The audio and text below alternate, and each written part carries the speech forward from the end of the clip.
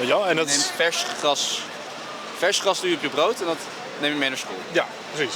Ja, als het een beetje leuk verpakt is, dan leeuw het zo. Dat is echt, Ja. dat is echt goed. Ik ben Emma Rikst, ik ben 21 jaar. Ik studeer hier in Utrecht. Uit Snakkenborren, naast Ljouwert. Voorbeeld van. Ja, zeker.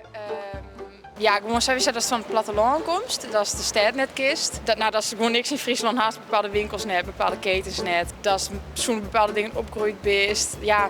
En soms denken ze er ook wel net hoe naar. En als het dan vertelt dat het soms toch wossa is, dan vinden ze dat zo verschrikkelijk funny. Ja, dus van die dingen eigenlijk. Als het serieus is, dan slaat het eigenlijk nergens op. Ik haak niet in Hilversum wennen en dat is natuurlijk Ubergooi. Daar kist heel veel wies, meidje, maar dat in Utrecht ook altijd wel goed. Maar ik ben opgegroeid in een lietsdorp onder Weiland en wij hier naar het dorpskwallen. En ik vertel dan wel eens dat moa's dan, maken die ouders, meisjes dan een broodje van die is dan mij een stukje borden, die is mij een squallen in mijn kist. En dan wie het zei dat ze dan mij zien aan, dus de heid van de mem, het Weiland ingang om gas te plukken, ver op de ballen. Ja, en Je dat neemt vers gras doe je op je brood en dat neem je mee naar school. Ja, precies.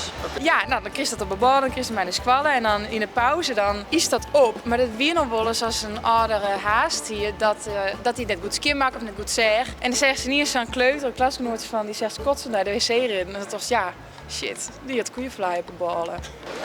Dus Dit is serieus.